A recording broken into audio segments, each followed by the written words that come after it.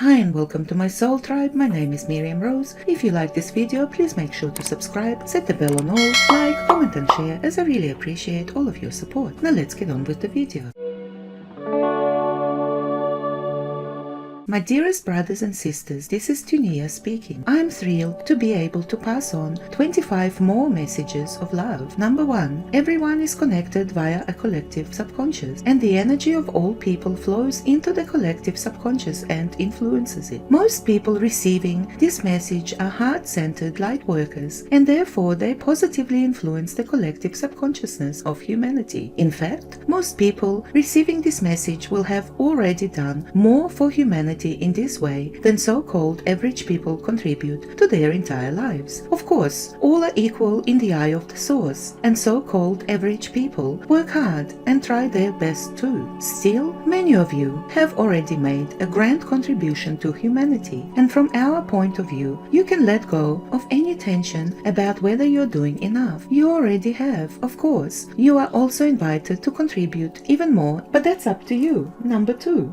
Pain and so-called negative emotions contain valuable information and lessons in them. While we understand that these are not pleasant and that many of you feel already exhausted and overwhelmed, still it is true that pain and so-called negative emotions can show you the way towards something that is not integrated or accepted yet, or that has not yet received enough love from you. Number 3. It is very useful to be able to hold different perspectives at the same time and to treat both as having some amount of use and utility. You can think of this as having different glasses in your pocket that you are able to put on and take off, as is useful. For example, if you had a painful childhood, then on one hand you are a victim, and this is both reality and also useful to acknowledge. On the other hand, you are responsible for your life, and you should not embrace the victim role to such an extent that you do not try to improve your own life or heal. The most healthy thing is to acknowledge that yes, you are a victim, but also no, being a victim does not mean that you shouldn't try to improve your life. Number 4. On your world, it is safely assumed that people are inherently lazy, and if they are not pressured, they will sit on the couch all day and not do anything. From our perspective, if people are healed and rested and allowed to pursue their passions, and they feel that society is fair and that their needs are met to a reasonable degree, then people will automatically start taking action and contribute. In galactic society, no one is forced to do anything, and yet tasks get accomplished. Number 5. Very few people listen with the intention to understand. Almost everyone on Earth listens either with the intention to give the other person advice or practical help, or tell them what they should believe, or they are just waiting for an opportunity to jump in and start telling their own story. Very few people listen with the intention to understand, and if you can do this for someone else, it is a great gift indeed. Number 6. We are against censoring people, even if they have so-called harmful opinions. Only statements that are direct calls for physical violence should, in our view, be removed. The problem with censoring people is that often this just radicalizes the person who is being censored. And furthermore, the person doing the censoring is not actually always on the right side. From an energetic standpoint, what people resist persists. Hence, censoring people only strengthens the divide and hardens the people who are being censored. The best thing you can do is, if you see people expressing what you think are harmful opinions, is to listen to them and give them love. Or if you do not want to do that, just move on and perhaps block that person. Number 7. A saying on Earth is all you need is love. We disagree. While love may be very well the best, most important thing to have, it alone does not suffice. One way to see that is that the dark controllers love making arguments along the lines of, you are helping people if you mistreat or socially isolate or censor those people over there because they are dangerous or harmful. It requires not just love, but also wisdom to see through this divide and rule tactic. Love without wisdom can very easily become misdirected or misplaced. Another saying on your world is more accurate in our opinion, which is that you need love and wisdom and strength. Or if you prefer, you could also say understanding or insight in the place of wisdom. Number 8.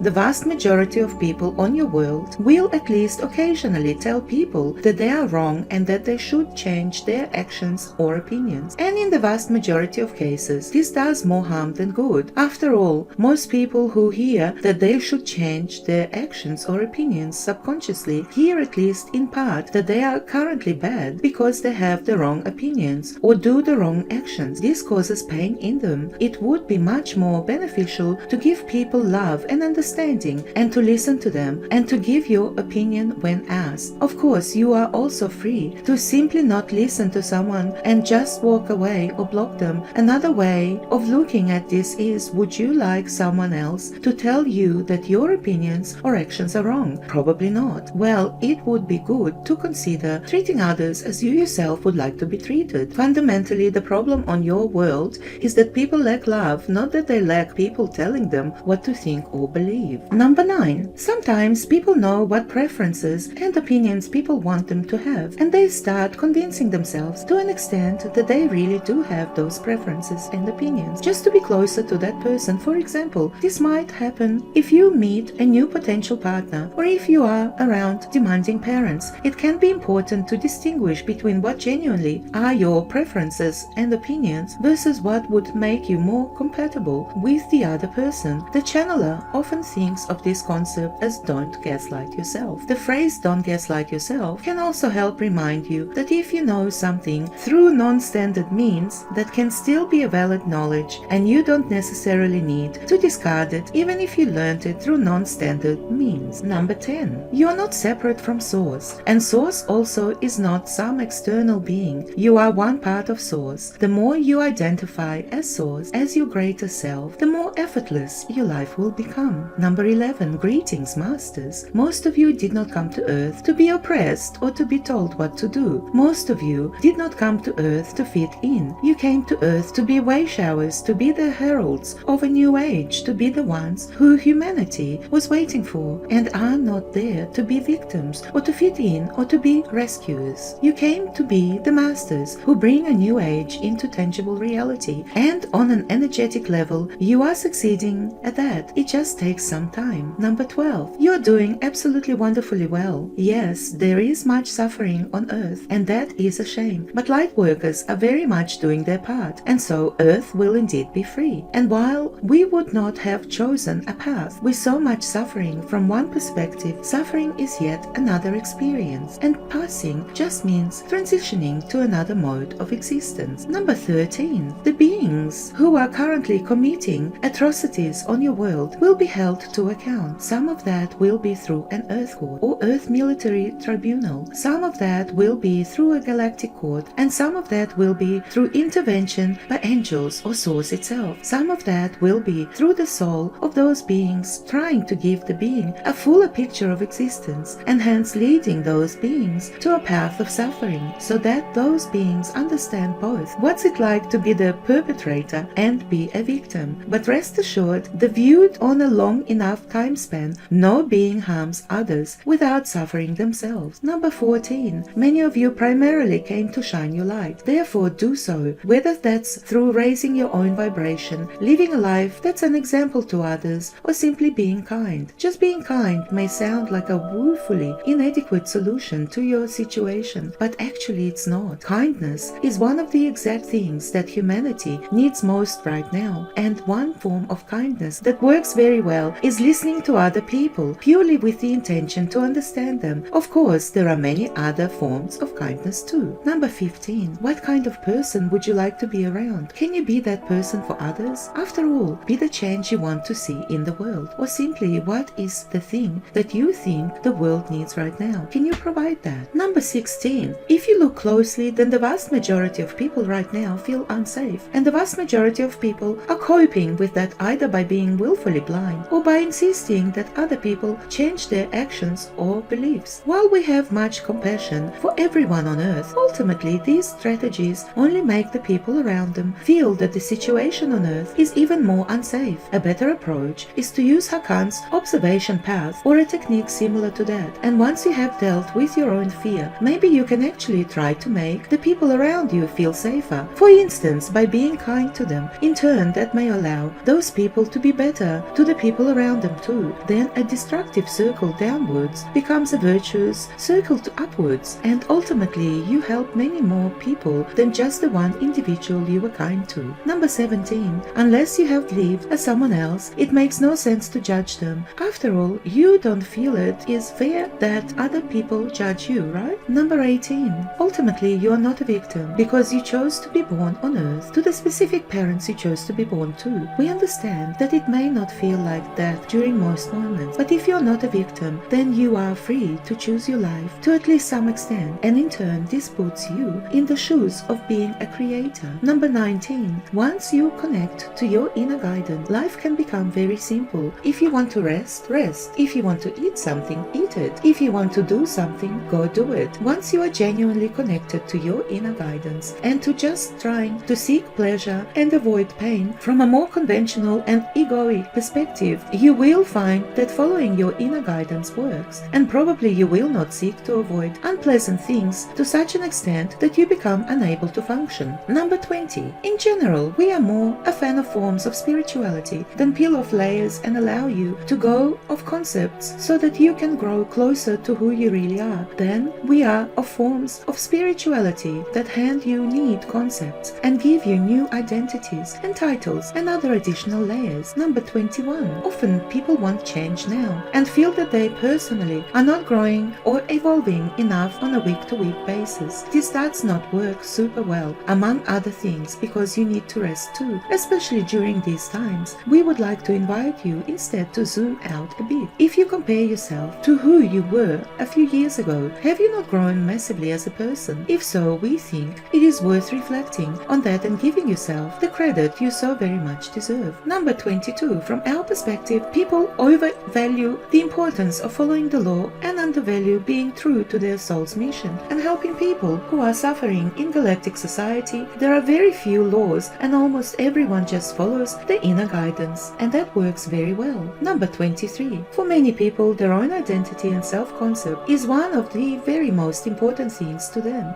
Hence, it is easy to manipulate them by stroking and reinforcing their ego and further reinforcing their self-concept. For example, a great way to tell someone a lie is to first tell them that they are very smart and discerning and they are critical thinkers, as opposed to this group of others who are clearly dumber than they are. Of course, we do not recommend manipulating people like this, but it is good to be aware that a lot of people are using this form of manipulation so that you can recognize it. On a less manipulative level, this also means that if you want to convince someone to do or believe something, then you are very likely not going to be able to do that if in the process you undermine their identity and self-concept. The principle also means that if you want to grow spiritually yourself, it can be good to very closely observe in yourself what you identify as and what your self-concept is. Number 24. The very first step to either leading or teaching is to become open and authentic. Authenticity is critical. If your authentic truth is that you are hurt, then it is far better to observe your pain than it is to suppress that and pretend that you are, for example, feeling grateful. People who engage in do as I say, not as I do are not genuine leaders or teachers in our view. Unfortunately, almost all powerful and influential people on earth are not open to authentic, and the vast majority of them tell people to behave in certain ways in which they themselves are not behaving. Number 25. It has been said before, but I wish to reiterate it, that your own soul is your ultimate guide. Or if you struggle to contact your soul, follow your heart instead. This journey on earth is not about finding a source of information you like and following it blindly. It is about practicing your own discernment. It is about personal development, and it is about personal empowerment. No one is you, and hence no one is better able to give you advice than the part of you that you think of as your soul. This was the last message for today. I, Tunia, have enjoyed interviewing these beings very much. I hope this was also a good experience for you. Once again, you are invited to share which message or messages most resonate with you today. I love you unconditionally and endlessly, Tunia. I hope you enjoyed this channeling. With absolute gratitude, love and light, cosmic kisses to everyone. Till next time, bye for now.